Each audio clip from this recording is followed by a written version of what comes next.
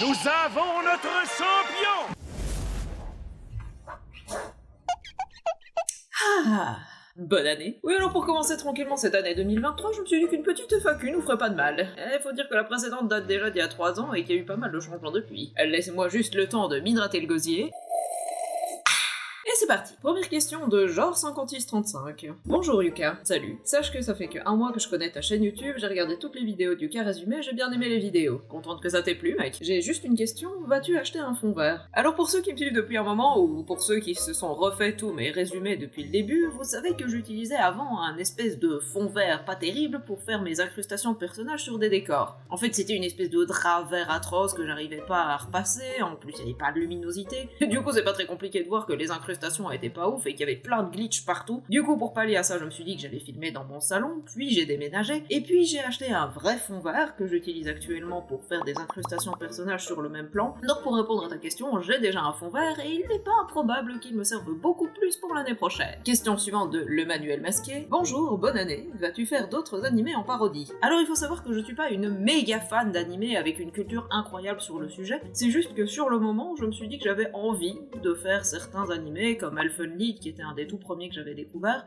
ou encore Parasite qui est un de mes préférés. Mais en fait il y a très peu d'animés qui m'ont réellement marqué, donc il n'est pas impossible que j'en fasse d'autres plus tard, mais dans l'ensemble il y en aura quand même beaucoup moins que les jeux vidéo. Question de Michel Lapelouse. J'aime beaucoup ton pseudo.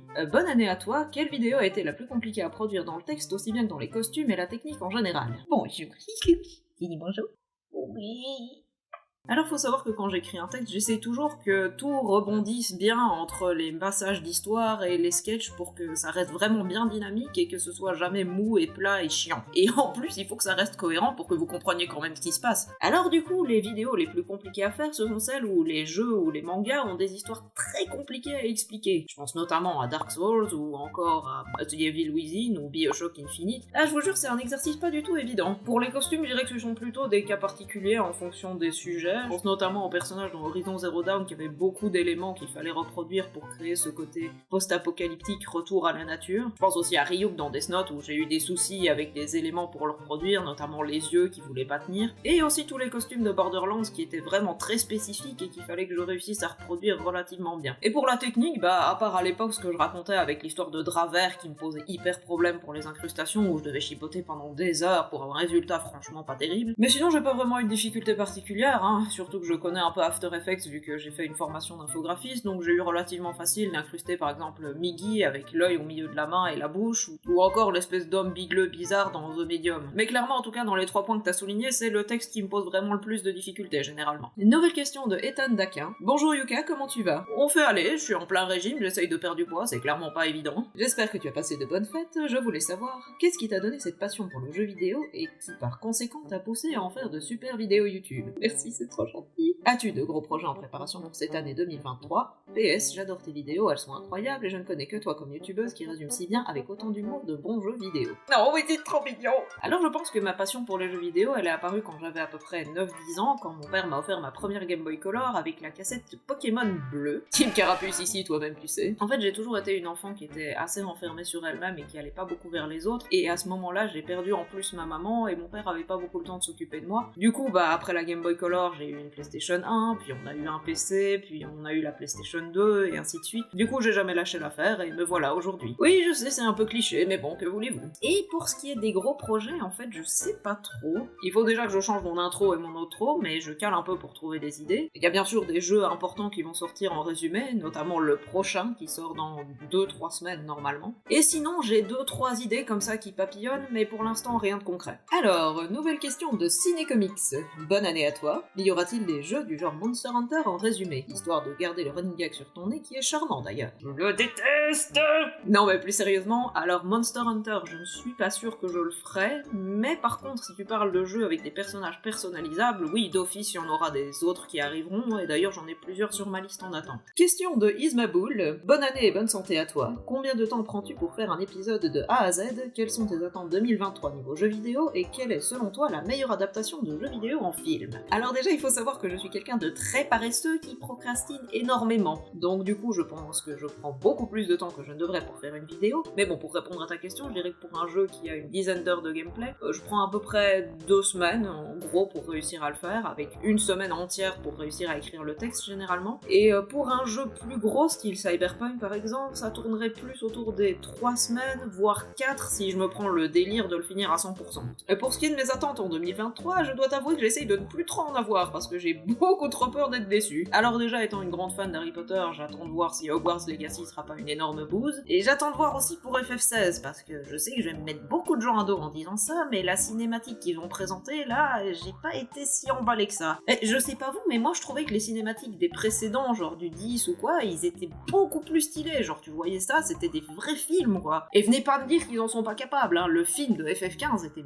magnifique, et puis après, bon, les cinématiques du jeu étaient pas mal, hein, c'est pas ça, mais je trouve qu'on dirait plus des passages du jeu que des vraies cinématiques. Alors, je suis sûre que c'est pour éviter aussi que ça pèse trop lourd au niveau du poids du jeu et en giga, mais je sais pas, du coup on perd un peu ce côté waouh qu'on avait avec Square Enix à l'époque. Je sais pas, j'attends de voir. Dans les autres jeux que je garde aussi dans mon collimateur, je dirais qu'il y a le remake de Dead Space, Stalker 2 et Lies of P. Et pour la meilleure adaptation de jeu selon moi, même si je sais que je vais en fâcher beaucoup en disant ça, pour moi ce serait le tout premier film Silent Hill. Alors oui, ayant joué au jeu moi-même, je sais qu'ils ont mixé les univers du 1 et du 2 en perdant totalement la symbolique des monstres et en faisant un peu plus de sensationnel, mais franchement, moi je trouve que l'ambiance elle est hyper bien représentée avec ce côté glauque, mystérieux où on comprend pas trop ce qui se passe. Franchement, j'aime bien me le refaire de temps en temps. Et d'ailleurs, merci à toi pour cette question car elle me permet de rebondir sur la suivante. Question de Alinel, bonne année à toi, vas-tu faire des épisodes sur des adaptations de jeux vidéo en film? Alors, comme tout le monde le sait, et je ne m'en suis jamais caché d'ailleurs, je me suis beaucoup inspiré de Matt se fait des films pour créer le concept de cette chaîne. Et du coup, je me suis toujours imposé de ne jamais m'approcher des films pour ne pas déborder sur ces plates-bandes et ne pas me faire accuser par des rageux de plagiat ou je ne sais quoi. Mais bon, vu que même comme ça arrive quand même, en vrai, c'est pas une mauvaise idée. Merci à toi. Alors, nouvelle méga question de Philippine. Je vais d'ailleurs la faire en plusieurs fois. Bonjour. Premièrement, j'espère que tu vas bien. Je voulais te demander quels sont tes jeux vidéo préférés. Alors, pour mes jeux vidéo préférés, je dirais Fallout 3 et 4, Dark Souls 3 et The Witcher 3. Et pour mes jeux de cœur, parce que bon, voilà, c'était les jeux de mon enfance, bah la série des Half-Life et les Bioshock. Quelle parodie tu as préféré faire? Où trouves-tu tes déguisements et si tu les fais, combien de temps ça prend pour les faire? Et s'il y a des déguisements que tu as faits et pour lesquels tu es particulièrement fier du résultat, est-ce que tu vas faire des vidéos où tu les crées devant la caméra? Eh bien, je pense que si vous suivez ma chaîne depuis un moment, vous connaissez Isaac de Dead Space, le personnage que j'adore ressortir de temps en temps avec son complice de toujours, Sarah, la vieille femme aigrie. Je les ai créés de toutes pièces et franchement, j'arrive pas à les lâcher. D'ailleurs, vous pouvez les voir apparaître de temps en temps. Là, Isaac, il est réapparu dans Resident Evil 3 récemment. Et Sarah, je l'avais remise dans Prey aussi parce que, je sais pas, j'adore jouer ce genre de personnage. C'est beaucoup trop drôle en fait de jouer des comportements hyper clichés comme ça.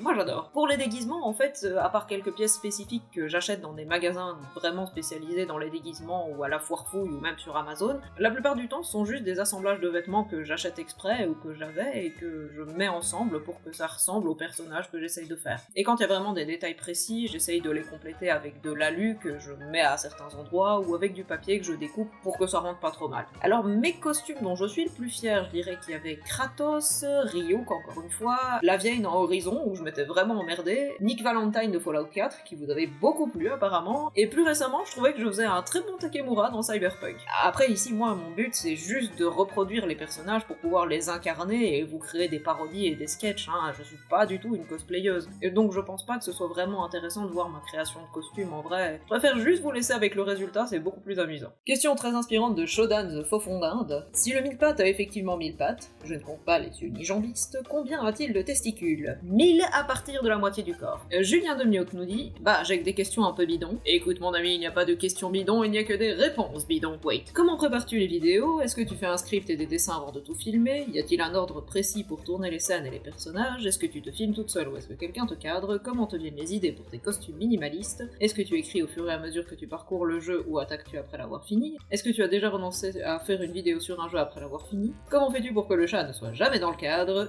C'est lui qui filme. Alors, ça fait beaucoup de questions. Comment je prépare mes vidéos? Eh ben, en général, je joue au jeu en prenant des notes sur mon téléphone. Après, je regarde tous les enregistrements une seconde fois et j'écris le texte au fur et à mesure en y incluant des sketchs et en essayant de résumer au maximum. Ensuite, pour le tournage, non, je ne fais pas de storyboard, c'est beaucoup trop avancé, j'ai pas besoin de ça. Par contre, en fait, l'ordre des personnages est défini par les costumes en fait et le maquillage. Si je vais faire des femmes, bah, je vais les faire plutôt en fin de tournage pour ne pas avoir à me démaquiller, remaquiller à chaque fois. Est-ce que tu te filmes toute seule? Alors oui, je filme tout toute seule. D'ailleurs, je fais tout toute seule de A à Z.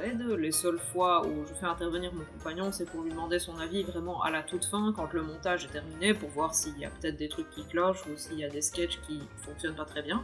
Mais sinon, du début à la fin, c'est moi qui fais tout toute seule. Pour les costumes, c'est facile. En fait, je fais une liste avec tous les dialogues que je vais utiliser, avec tous les personnages pour les sketchs et les mises en scène. Puis je regarde pour chaque personnage ce qui les caractérise le plus pour que vous puissiez les repérer, donc les coupes de cheveux et les vêtements, ou en tout cas les couleurs et les coupes plus ou moins. Et je les reproduis avec les vêtements et les accessoires que j'ai. Est-ce que j'ai déjà renoncé à faire des vidéos? Alors oui, mais pas après avoir joué à un jeu, ce serait plutôt avant, en fait, je réfléchis aux problèmes techniques que ça va me causer. Et comment est-ce que je fais pour que mes chats ne soient jamais dans le cadre? Eh ben, ce sont des chats assez sages, en fait. Généralement, quand je filme, soit ils partent de la pièce, soit ils se mettent sur leurs arbres à chat. Deux fois, j'ai même la petite ou quoi qui vient à côté, mais en fait, vous ne la voyez pas parce qu'elle est juste hors cadre. Mais généralement, bah, ils sont hyper calmes, ils sont super gentils. Monsieur Fiske sur Twitter nous dit « Ton lieu de vie est-il devenu un magasin de costumes ?» Pas mon lieu de vie en entier, hein. Mon lieu de vie, somme toute, à chaque fois je déblaye, bah, par exemple si je suis dans le salon, j'ai mes lampes qui sont partout et tout le bordel, mais quand j'ai fini, et bah, je remonte tout dans le grenier qui est en haut. Par contre, j'ai une pièce entière remplie de tous les accessoires, vêtements, tous les trucs qui me servent pour le tournage. Donc j'ai une pièce qui est sacrifié pour la bonne cause. As-tu un jeu ou un animé que tu rêves de faire dans le sens où tu ne l'as pas fait par manque de moyens? Non, pas spécialement pour le moment. Comme je dis, j'ai juste mis de côté Mass Effect et Doom par exemple parce que bah, les armures et les machins c'est compliqué. Mais à part ça, non, pas vraiment. Je me suis jamais vraiment privée. J'ai toujours fait en sorte que ça ressemble relativement au jeu assez que pour que ce soit faisable. Et enfin, quand est-ce que vous faites un crossover avec Matt, le maître de la souille et toi? Alors, je suis pas contre, hein. Moi ce serait incroyable même de pouvoir contacter Matt et de faire une collab avec mon guide spirituel, si je puis dire. Le problème avec les collabs, c'est que les gens font des collabs avec des personnes pour y gagner quelque chose, généralement, même à haut niveau, hein, quand vous voyez des youtubeurs, ils font ça entre gros youtubeurs, souvent, ils vont pas, quand je dis gros, c'est même au moins à 200 000, voire 500 000 abonnés, où là, on commence seulement à vous calculer. Moi, là, à mon niveau, le gars, je lui envoie un DM demain, et j'aurais même pas un vu, tu vois. Il va même pas me parler, mais c'est normal, je suis trop petit. Alors du coup, j'adorerais, hein, vraiment, en plus on est compatriotes, hein, donc ce serait pas forcément loin pour faire un tournage ou quelque chose, mais je pense pas que ce soit faisable à mon niveau actuel, je pense pas que j'existe encore pour ces gens-là, il va falloir que je step up largement pour commencer à entrevoir peut-être de pouvoir rêver de ça. Mais j'adorerais. Elodie sur Facebook qui nous envoyait un message pour me demander quelle partie tu préfères dans ton processus. Tous les jours, le tournage, me déguiser et jouer la comédie, c'est ce que je préfère. Qu'est-ce qui t'ennuie le plus? Le paramétrage du matos, hein, les lumières, le fait que la caméra fasse jamais ce que je veux, que le son ne soit pas nickel et tout, ça m'énerve, mais ça c'est plus une question d'argent. Et niveau charge mentale, c'est un peu l'écriture en soi qui me fatigue le plus, parce qu'il y a des fois où je suis pas inspirée. Une anecdote de mes chats. Pour l'instant, la petite adore jouer avec les ombres, et le gros aime bien se faire taper sur le cul. Et j'ai des chats bizarres, ouais. Question sur Instagram de Miaou. Quels seront les prochains jeux qui seront analysés sur cette superbe chaîne? Merci à toi. Eh bien, surprise, surprise, hein, je vais pas vous dévoiler tout ce qui va arriver pour le moment. Je peux juste vous dire que le prochain jeu, ce sera un jeu qui a été très apprécié à l'époque et qui est plutôt imposant, on va dire. D'ailleurs, je pense mettre en place en 2023, à la fin de toutes mes vidéos, un indice qui vous permettra de deviner quel est le prochain résumé qui sortira. Et enfin, dernière question pour terminer, Denzo Boudard, bonne année à toi. Quels sont tes meilleurs et pires souvenirs de conception-production pour une vidéo? As-tu des projets pour d'autres concepts de vidéos dans un avenir plus ou moins lointain? Alors, le pire généralement, c'est quand mon matériel, comme je l'ai dit, me lâche en plein milieu, genre déjà pour cette FAQ, ma batterie a abandonné la partie en mi-chemin, j'ai eu le temps d'aller bouffer et de me faire des parties d'Overwatch le temps qu'elle recharge, donc c'est vous dire. Pour la vidéo Cyberpunk par exemple, j'avais filmé toutes les parties dans le fauteuil comme je filme d'habitude en racontant l'histoire, et puis je l'ai mis sur l'ordi confiante en me disant que c'était bon. Tout ça pour me rendre compte qu'il me manquait des parties de caméra et des parties de son à différents endroits, puis j'ai dû tout refilmer. Enfin bref, c'était épuisant. Il y a aussi les parties plus chiantes au niveau des costumes, quand des trucs veulent pas tenir. Comme je disais avec Death Note, les yeux de Ryuk étaient trop petits, du coup j'arrivais pas à les coincer dans mes arcades sourcilières et mes trucs, ce qui faisait qu'à chaque fois que j'avais la moindre expression faciale, ils tombaient. Et du coup, j'avais des gants, donc il fallait à chaque fois que je m'abaisse, avec mes vieux gants hyper épais pour ramasser, pour les remettre, pour refaire, ça retombait, ça se remettait. En plus, les dents, ça me permettait pas de parler. D'ailleurs, c'est pour ça, hein, quand vous voyez dans la prise de vue, les dents, je parle sans les dents, parce que je ne peux pas. Je ne pouvais pas parler, c'était un dentier rigide, donc du coup, à part juste rester comme ça avec les dents, je ne pouvais rien faire, et surtout ça me faisait baver. Mais baver, c'était immonde. J'avais un filet de bœuf comme ça qui coulait sur le menton. Franchement, c'était affreux. Pour ce qui est des bons souvenirs, je me souviens qu'on a bien rigolé quand j'ai fait toutes les scènes de Resident Evil Biohazard avec la tronçonneuse aspirateur où je courais comme ça et tout avec mon costume. Ah oui, et pendant le montage de la vidéo sur Tokyo Ghoul, j'ai rigolé pendant... Enfin, je me suis amusée comme une idiote avec le passage où Kaneki se fait torturer. Malheureusement, à cause des droits d'auteur, j'ai dû la raccourcir, mais j'ai rigolé comme une idiote devant ça pendant 20 minutes, pendant le montage, ça m'a fait trop rire. Et pour les projets, bah j'en ai parlé un peu plus au-dessus, hein, grâce à Alinel, bah j'ai une idée du coup de peut-être faire les films adaptés de jeux vidéo, je ne sais pas encore. J'hésite parce que là aussi les droits d'auteur ils sont un peu pointilleux avec ça, j'ai un peu peur que ça me retombe dessus, on verra bien. J'hésite aussi à relancer ma chaîne Twitch, je faisais du stream un petit peu il y a au moins 6 ans je crois, et j'avais pas aimé plus que ça, j'avais trouvé ça un peu chronophage et peu gratifiant, mais je sais pas, on n'est pas à l'abri d'un changement et que je me dis que finalement j'ai envie de me relancer là-dedans, donc à voir, on sait pas. Et voilà, je pense avoir répondu à la majorité de vos questions, merci à tous d'avoir participé à cette petite FAQ 2023. Dans l'ensemble, je suis plutôt satisfaite de l'évolution de la chaîne. Quand on regarde le tout premier résumé et le dernier qui est sorti sur Plague Tale, qui sont le même sujet, la différence est assez marquante au niveau du rythme, des costumes, de la façon de filmer, donc je suis plutôt contente de cette progression. En tout cas, j'espère que cette année 2023 sera tout aussi, voire plus florissante que l'année précédente. N'hésitez pas d'ailleurs à vous abonner si ce n'est pas déjà fait pour ne pas rater les prochains résumés qui arrivent. Sur ce, je vous dis à très bientôt pour de nouvelles aventures. Salut, salut!